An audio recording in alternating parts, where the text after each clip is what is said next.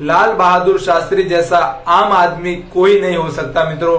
आप जानते हैं लाल बहादुर शास्त्री एक ऐसे मित्रों एकमात्र भारत के नेता थे मित्रों जो सबसे ईमानदार नेता थे, और क्योंकि उनको 3 साल के अंदर ही मित्रों इस अंग्रेजों के सिस्टम ने, इस लोकतंत्र ने मित्रों उन्हें सिस्टम से बाहर फेंक दिया, जिसका कारण था उनकी ईमानदारी। और इनकी चर्चा मित्रों हमारे राज्य दीक्षित जी ने की है मित्रों कि इस देश का कानून लोकतंत्र नहीं लूट तंत्र है, जो अंग्रेजों ने मित्रों बड़े ही चालाकी से सेट किया है। इसमें कोई भी ईमानदार नेता नहीं रह सकता, क्योंकि इस लोकतंत्र में वही नेता रह सकता है जो लूट करेगा और भारत की जनता को लूटेगा। तो मित्रों क्योंकि लाल बहादुर शास्त्री जी ने ऐसा नहीं किया, इसलिए उनको मित्रों इस घटिया कानून ने मित्रों बाहर फेंक दिया मित्रों हमारे और आप सब इनके जीवन से ही मित्रों। 2 घंटे युद्ध और चलता तो भारत की सेना ने लाहौर तक कब्जा कर लिया होता, लेकिन तभी पाकिस्तान को लगा कि जिस रफ्तार से भारत की सेना आगे बढ़ रही, हमारा तो पूरा अस्तित्व वही खत्म हो जाएगा। तभी पाकिस्तान ने अमेरिका से कहा कि वो किसी तरह से युद्ध रुकवा दे। अमेरिका जानता था कि शास्त्री जी इतनी जल्दी नहीं मानने वाले, क्योंकि वो पहले भी 2-3 बार भारत को धमका चुका था। धमका कैसे चुका था? अमेरिका से गेहूं आता था भारत के लिए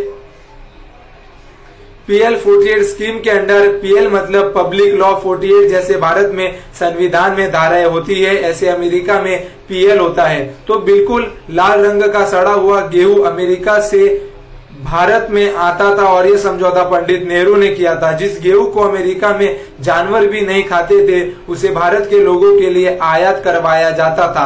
आपके घर में कोई बुजुर्ग हो, आप उनसे पूछ सकते हैं कितना घटिया गेहूं होता था वो। तो अमेरिका ने भारत को धमकी दी कि हम भारत को गेहूं देना बंद कर देंगे। तो शास्त्री जी ने कहा हाँ कर दो। फिर कुछ दिन बाद अमेरिका का बयान आया कि अगर भारत को हमने गेहूं देना बंद कर दिया तो भारत के लोग भूखे मर जाएंगे। शास्त्री जी ने कहा हम बिना गेहूं के भूखे मारे या बहुत अधिक खा के मरे, तुम्हें क्या तकलीफ है? हमें भूखे मारना पसंद होगा, बेशर्ते तुम्हारे देश का सड़ा हुआ गेहूं खा के। एक तो हम पैसे भी पूरे दे, ऊपर से सड़ा हुआ गेहूं खाए, नहीं चाहिए तुम्हारा गेहूं। फिर शास्त्री जी ने दिल्ली में एक रामलला मैदान में लाखों लोगों से निवेदन किया कि एक तरफ से पाकिस्तान से युद्ध चल रहा है, ऐसे हालातों में देश को पैसे की बहुत जरूरत पड़ती है। सब लोग अपने फालतू खर्चे बंद करें ताकि वो डोमेस्टिक सेविंग से देश के काम आए, या आप सीधे सेना के लिए दान दें। और हर व्यक्ति सप्ताह से एक दिन सोमवार का व्रत जरूर रखे। तो शास्त्री जी के कहने पर देश के लाखों लोगों ने सोमवार को व्रत रखना शुरू कर दिया। मित्रों हुआ ये कि हमारे देश में भी गेहूं बढ़ने लगा और शास्त्री जी भी खुद सोमवार का व्रत रखा करते थे। शास्त्री जी ने लोगों से कहा पहले उसका पालन खुद किया। उनके घर में बाई आती थी जो साफ सफाई और कपड़े धोती थी। तो शास्त्री जी उसको हटा दिया और बोले देश हित के लिए मैं इतना खर्चा नहीं कर सकता, देश हित के लिए मैं खुद ही घर की सारी सफाई करूंगा, क्योंकि पत्नी ललिता देवी बीमार रहा करती थी और शास्त्री जी अपने कपड़े भी खुद धोते थे। उनके पास सिर्फ 2 जोड़ी धोती कुर्ता ही थी मित्रों। उनके घर में एक ट्यूटर भी आया करता था जो उनके बच्चों को अंग्रेजी पढ़ाया करता था। तो शास्त्री जी ने उसे भी हटा दिया।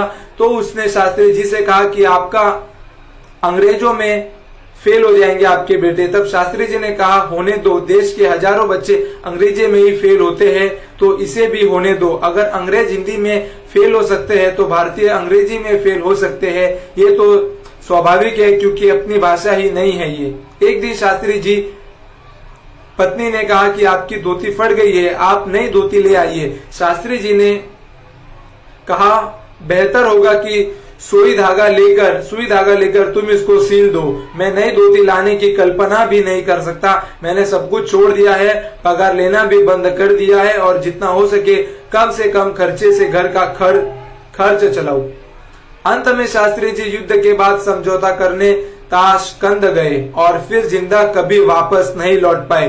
पूरे देश को बताया गया कि उनकी मृत्यु हो गई, जबकि उनकी हत्या की गई थी। मित्रों भारत में शास्त्री जी जैसा सिर्फ एकमात्र प्रधानमंत्री हुआ जिसने अपना पूरा जीवन आम आदमी की तरह व्यतीत किया और पूरी ईमानदारी से देश के लिए अपना फर्ज अदा किया। जिसने जय जवान और जय किसान का नारा दिया, क्योंकि उनका मानना था देश के लिए अनाज पैदा करने वाला किसान और सीमा की रक्षा करने वाला जवान बहुत दोनों देशों के लिए सबसे ज्यादा महत्वपूर्ण है। स्वदेशी की राह पर उन्होंने देश को आगे बढ़ाया। जब तक वे प्रधानमंत्री रहे एक भी विदेशी कंपनी को देश में घुसने नहीं दिया। उनका कहना था एक ईस्ट इंडिया कंपनी के कारण भारत को 250 साल की गुलामी झेलनी पड़ी थी, जिसके लिए कितने क्रांतिकारियों ने फांसी खाई।